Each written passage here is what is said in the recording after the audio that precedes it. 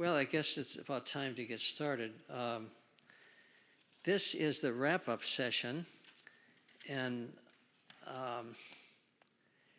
you know, when I first dreamt this session up, the seminar up, I wondered what I could do to put it together at the end, and I wondered, how do you handle a program dealing with so many losses? How do you put that together at the end? Because I've never done that. And it was just amazing how it came together. I mean, it just came together of itself. And the things that I discovered along the route were amazing. And then one of you came up with this book that I'm going to give you at the end here, that is the ongoing part of this seminar, that you can read that and be amazed by the book, because it has all the answers to all the questions that I was wondering about. How do you put it together when you're old? And the nice thing about the book is that it is focusing in on people who are 85 or older. Now, I never would admit to myself that I was old. I refused to get old until I got into my 80s, and then I discovered I'm old. Nothing I can do about it. I'm just old. And if I put that together with the course of history, in America in 1960, there were less than 1 million people who were 85 or older. And today, there are over 6 million people who are 85 or older. So that means being 85 or older is becoming quite widespread. Now, in Australia, it's not true. Those are statistics for America.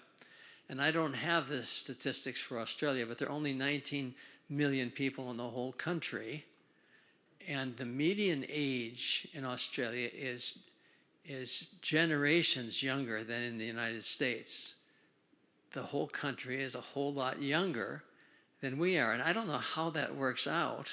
How can that be, or what makes that, or what causes it, and what do they do? Murder the old people? I mean, how can that be? But it's definitely a country of younger people.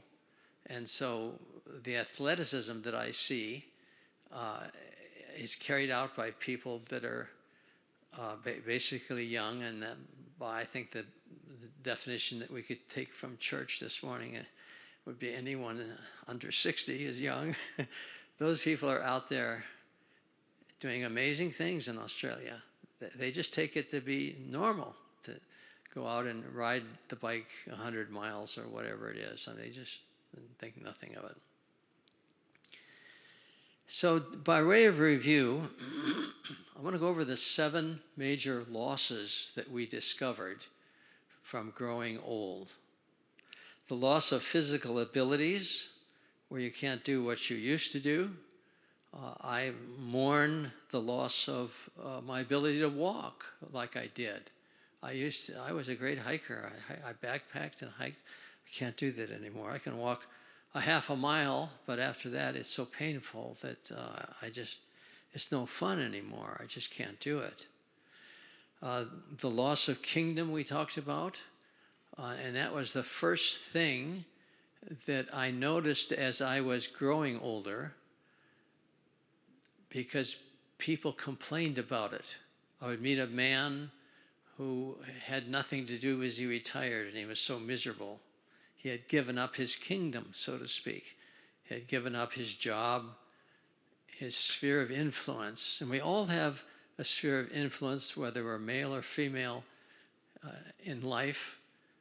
Think of the mother who stayed home to be a full-time mother. And what happens when those children leave the home? She suffers through, literally, it's a loss of kingdom. She's lost her job. Those little children don't need her anymore. They've flown the nest.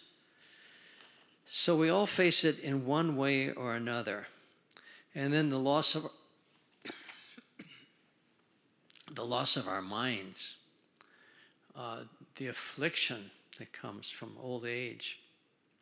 And in that session, we were amazed to find your chance of having dementia increases so much as you age, until finally when you get up, if you're 85 or older, your chance of dementia is like 1 in 3. People just, and if they don't get full-blown dementia, many of us who are 85 or older, and I'm almost there, certainly lose mental acuity, in the sense that, well, I know now, right now, I am suffering from age-related aphasia, where I cannot remember a word. And it might have been there just a second ago, but now I've forgotten it, and I can't come up with that word. It might be a person's name, it might be a place name, who knows what it is, but it's a word. And the difference between age-related aphasia and dementia is the fact that with age-related aphasia, you will eventually remember the word. It'll come to you. Just give it a few minutes, and then it pops back into your mind. And if the person is still there, you can carry on the conversation. But that's just normality. That's what it's like to grow old. And by that I mean in the 80s and beyond. The loss of positive outlook. A lot of older people are very negative because they don't see much to be positive about.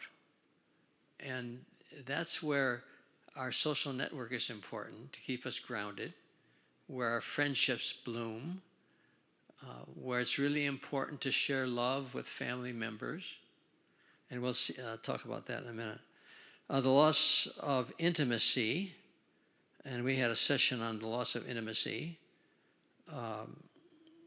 It comes with age. It's a natural thing. More than likely, most people suffer from it who are in their 80s or and beyond. The loss of companionship can be a real blow. My wife and I have been married now for 59 years, and in June it'll be our 60th, and that's a long time to be together. So you can imagine the sense of loss and hurt that comes when one of us passes and the other one will be left. 9 chances out of 10, the wife goes before the husband. Oh, and the husband goes before the wife. That's why there's so many widows out there. If you go to Florida, you really see it. Because in Florida, like, there are these retirement places and RV parks. And for the single people, they're like 9 out of 10 are women. And the men are much sought after because there aren't many of them out there. Loss of purpose. Am I any good for anything now that I'm old? And that's a very common feeling. So we talked then about how to mitigate all of these losses.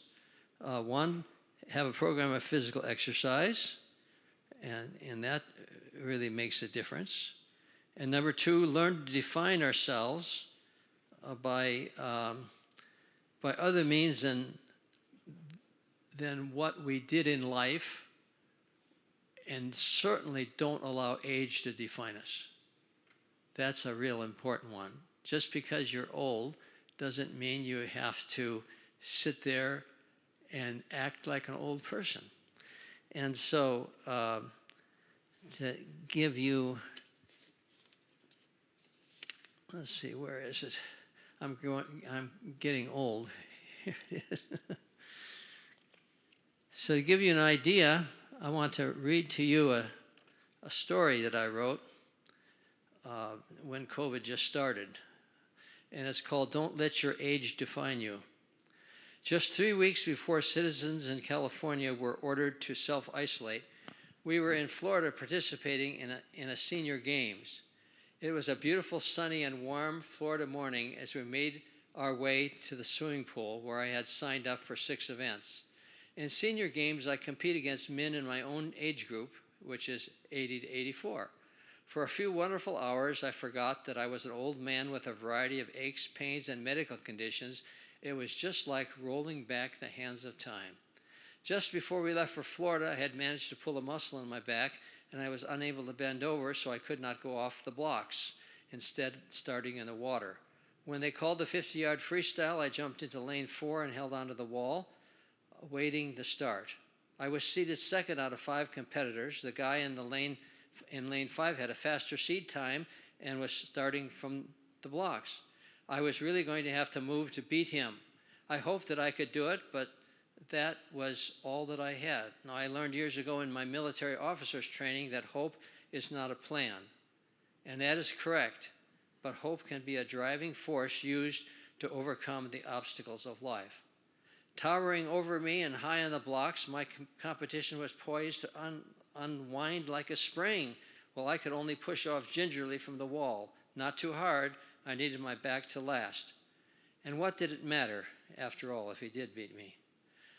The starting buzzer went off, and suddenly it did matter. I was immediately confronted with a tidal wave of biblical proportions as all 240 pounds of him came down right next to me.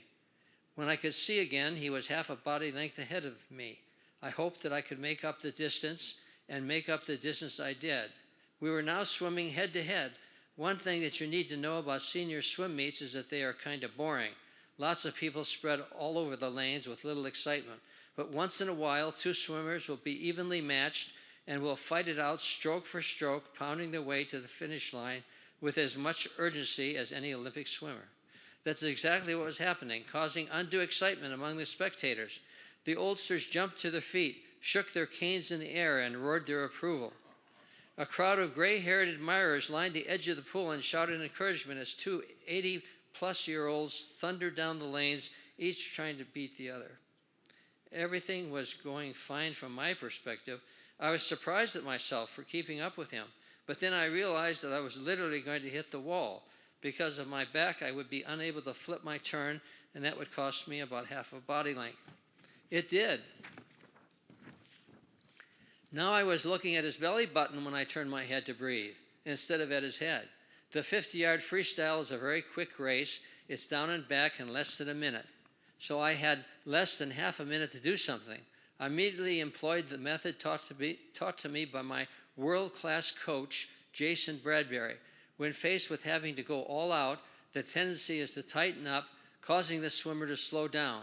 I did the opposite. I lengthened my stroke. I increased my kicking cadence. The noise of the crowd even came through my earplugs. I slowly gained until we were even. Some of the seniors were going into apoplexy. Then just a few final strokes and a lunge for the timing pad, and it was over. I looked up at the scoreboard. Lane 4 had outtouched lane 5 by a few hundredths of a second. I won. I could have raised my fist in triumph, but I reached over, took his hand, and we raised them both together in victory. This was a victory over the aging of our bodies. This was a refusal to let our age define us. For those few moments, we were young again.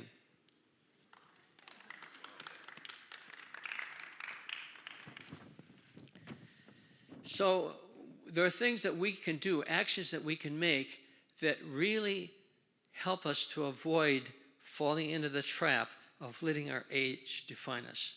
And I don't mean you have to be foolish and try to go ski jumping or something that you clearly shouldn't be doing, but just having the courage to do the normal things that you would be doing if you were, say, 10 years younger, not to just give up. And so I don't give up walking just because it hurts. I try, do my best to walk, but I know that I'm limited. But I know also that I'm unable to get my backpack out and pack up and go to the high Sierras and expect to go on a week's backpack. That's just simply beyond me. I have to accept that as one of my losses, but it doesn't mean that I have to live like an old person.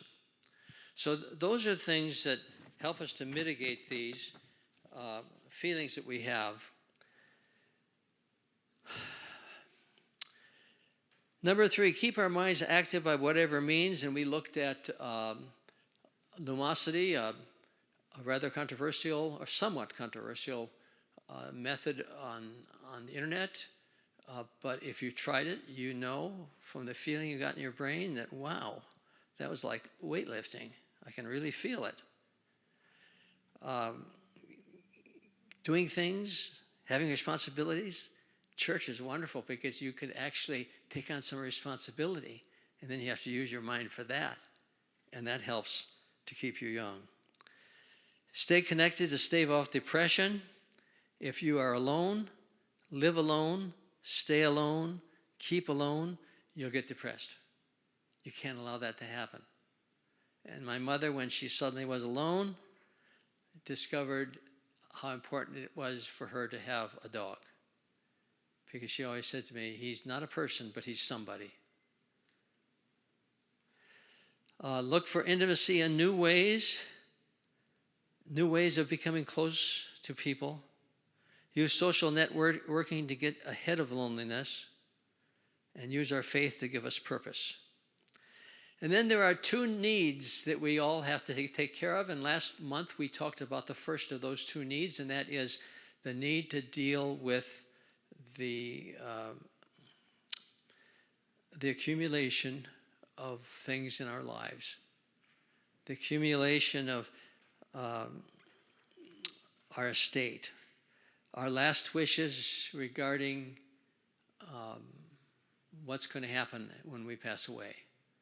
What would we want? Can we make some decisions now that would save the family agonizing over them later? But my advice is to always put in your instructions, put in the sentence, but if you're not comfortable with this, you may do as you please, so that they don't feel like they have to do exactly what you said. I think it frees them up, because when my father-in-law passed away, he put in some things that were just impossible to do. I mean, emotionally impossible to do. The disposition of our tangible assets. Well, that's something that needs to be taken care of. That's for sure. And we had a good lesson on how to do that. And now today, finally, we're going to discuss the need to be thankful for the treasure of our lives. And I define what the treasure is. It's our financial assets, our chattel, personal movable property, real estate, financial instruments, IRAs, all of those things. And then our spouse, whether our spouse is still with us or departed, still part of our treasure, because that's in our minds. Our family and friends, part of our treasure. All of the love that we have ever shared, all of the good that we have ever done, all of the achievements that we ever made, all of the accolades and honors that we ever received, all of those things are part of our treasure. Because you see, they're in our mind, and no one can take them from us. And we can remember that as long as our mind is in a state where we can remember things. Now, as you know, my wife has dementia, but it doesn't affect the long-term memory. She has an excellent long-term memory, but she couldn't tell you right now if she had breakfast this morning. She would have no idea. And she asks me, like about 10 o'clock, did I have breakfast this morning? And then I tell her, oh yeah, you did, or no, you didn't. And that kind of helps her along. And then I leave notes all over the house about things and label things, directions on the door where to take the trash, because even though we've been in the same house for 57 years, she doesn't remember where to take the trash outside.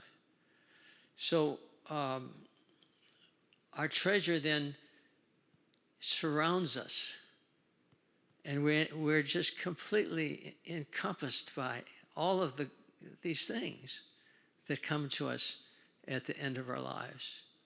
And I have done so many funerals as a hospice chaplain. You know, I would be doing like 3 or 4 or 5 funerals a week. And I've done hundreds and hundreds and hundreds of funerals. And the people who passed away on hospice were, I think, the youngest we had was a boy who was only 16, but mostly they were adults, and they ranged from about 27 all the way up to 104. And you could tell if a younger person died, like a lady in 37 died of breast cancer, she had a huge response to her funeral. And I could tell here was a really good person, because she was an influence in so many lives. And then you'd have someone else about the same age and nobody came. I mean, there are reasons for that. And that's part of our treasure as we live, to build these relationships, to share love, to help people, to do good. And all of those things come together in this beautiful fashion, so that as we are in our 80s, and particularly if we focus on 85 and beyond, then we have that treasure to rely on, as long as our minds can do that. And that's a great help. How many of you saw On Golden Pond as a movie? 25 years ago maybe? Long time ago. What a wonderful journey into the past for that man. He was a famous actor. What was his name? Henry Fonda. What a wonderful journey. And he so fit the role, didn't he? I mean, and I imagine as he did that, it must have really affected him, because it wasn't just acting. I mean, he was actually living that out at his age of life. And here was a man who was looking back on his life as he was growing so very old. So those are parts of the treasure that we want to keep before us as we grow old.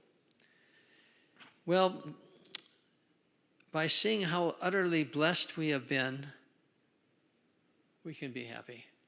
We have this great treasure. And then, and number 2, part B, the key to remember is that happiness is a choice. We can choose to be happy. And how we can choose to be happy is outlined in a book that was given to me, and I'm going to give it to you. And I have more books than people. And I bought them all used on Amazon. They didn't cost very much money. But when you look at happiness, the statistics are startling. It shows that people who are in old age are happier than any other group of people. They are happier than people in their 20s, for example. And how can that be? When we have all these losses, and we have all this physical disability that goes on in our life, how can it be? And here's the answer. It's found in this book. And I want to read that portion I've got and a little bit more here on page 14.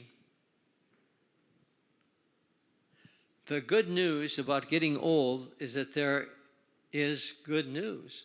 Older people report a greater sense of well-being and fewer negative emotions than younger people. That sense of well-being rises until sometime in the 7th decade, then begins a gradual decline, but still remains higher at 90 than at 20. As much as we idealize adolescence and young adulthood, older people are more content, less anxious or fearful, less afraid of death, more likely to see the good side of things and accept the bad than young adults. As Henry Miller, Nobody's Idea of Pollyanna, wrote, "At 80, I believe I am far more cheerful person than I was at 20 or 30. I most definitely would not want to be a teenager again. Youth may be glorious, but is also painful to endure." Experience helps older people moderate their expectations and makes them resilient when things don't go as hoped. When they do have negative experiences, they don't dwell in them as much as younger people do.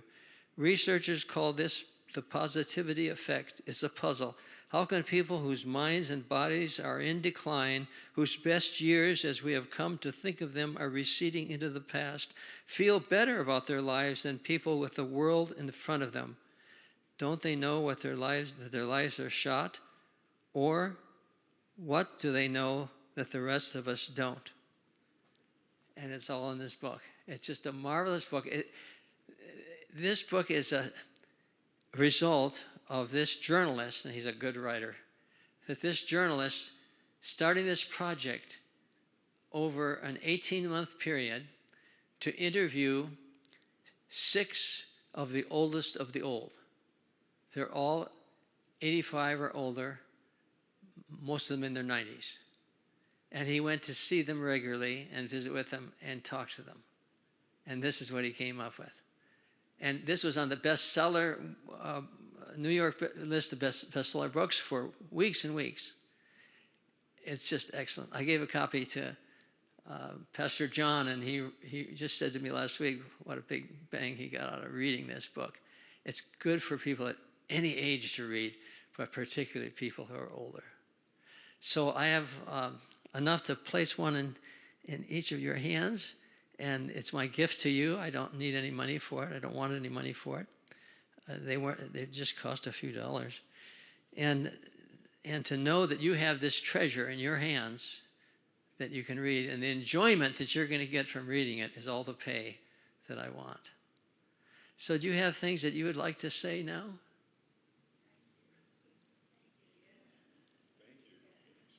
Thank you for doing this class. Well, I got as much out of it as you did. I know it was good for me to do the class and to bring it all together. I haven't really done that much with aging. The next seminar on dying I've done a whole lot with, and that will be far easier to get together than this, as I have much greater resources, much greater experience. I don't have much experience in growing old, only me. But I am happy with my progress in growing old. I'm very pleased that I can do what I do. And more important than that, I realize that even if my activity levels should decrease, I think I'm on to something in terms of being happy, making it a choice. And I've done many of the things I read about in the book, and that's how I got to this point. So it's been good. And our church has so many older people that we should be having 100 people here. But a lot of people don't want to hear it. They find it uncomfortable to talk about getting old. My mother was one, so that's how I know. She didn't want to talk about it. But it's good to talk about it. It's very helpful. It's therapeutic. It makes you better for it. And you know yourself, you wouldn't have come if you weren't getting something out of it. So that's good. Well, I want to thank you for coming. And Monty, would you help me pass out the books?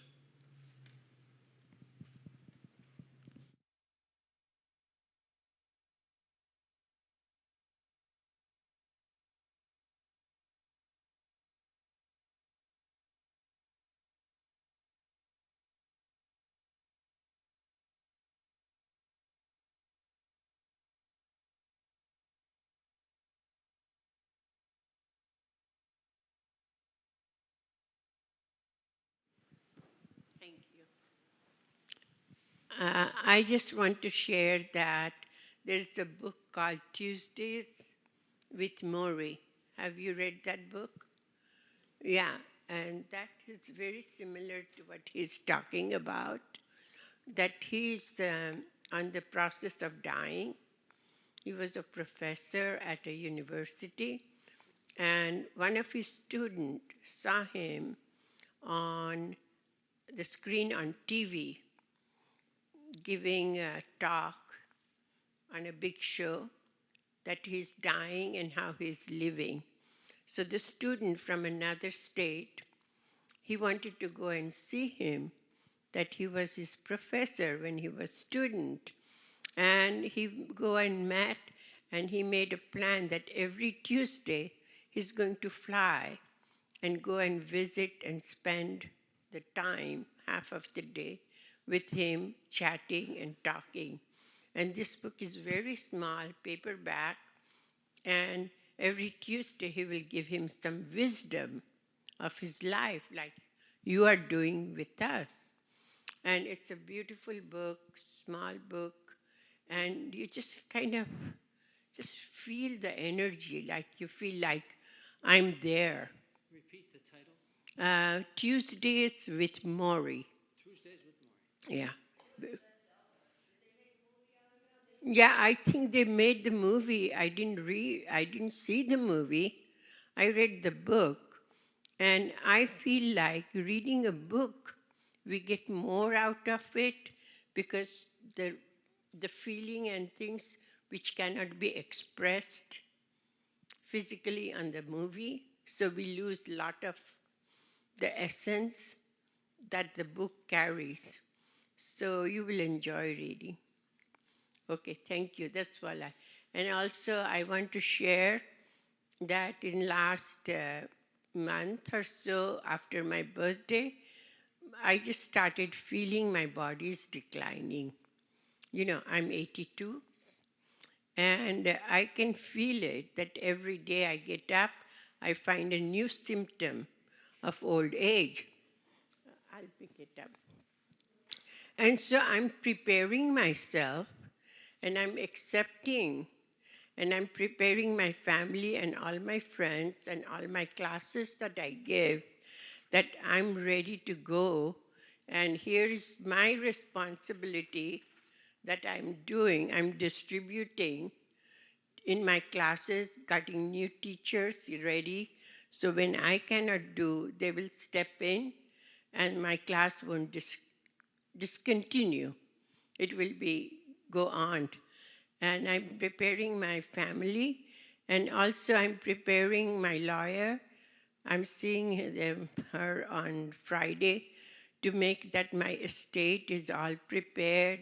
So whoever starts taking over, they don't have make less work for them. And then I'm preparing my niece that call all funeral homes and check out cremation, what it's going to cost, what it's going to do. And I'm also preparing many other things. This week is a busy week for me. And I said, when everything is done by next week, then I will tell God I'm ready to go. You know, I'm preparing. So I think it's part of what he's saying to us. Get old, but nothing stops me. I woke up 9:30 today. Couldn't get out of bed till 9:15. My body doesn't work. But I said, I have to come. I'm late, but I have to come. That keeps me younger. My body doesn't work, but my mind is young. And that keeps me connected with all of you. I'm not going to stop. Inside is getting younger, outside is getting older. That's all I wanted to share. And thank you very much. And if I'm still alive, I'm going to come to next year's classes with you. Okay? All right, Thank you. Anyone else want to say anything?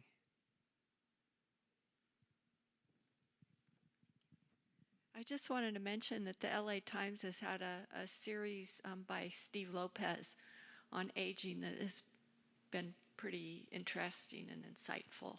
If you get a chance to read it, I recommend it. Good. Yeah, the LA Times often has really good journalism. We used to subscribe to it until it got so horribly expensive. So we stopped. I hope he writes a book on it. Yes. He compiles and we can read it. Yeah. All right. Thank you very much. Thank you for coming.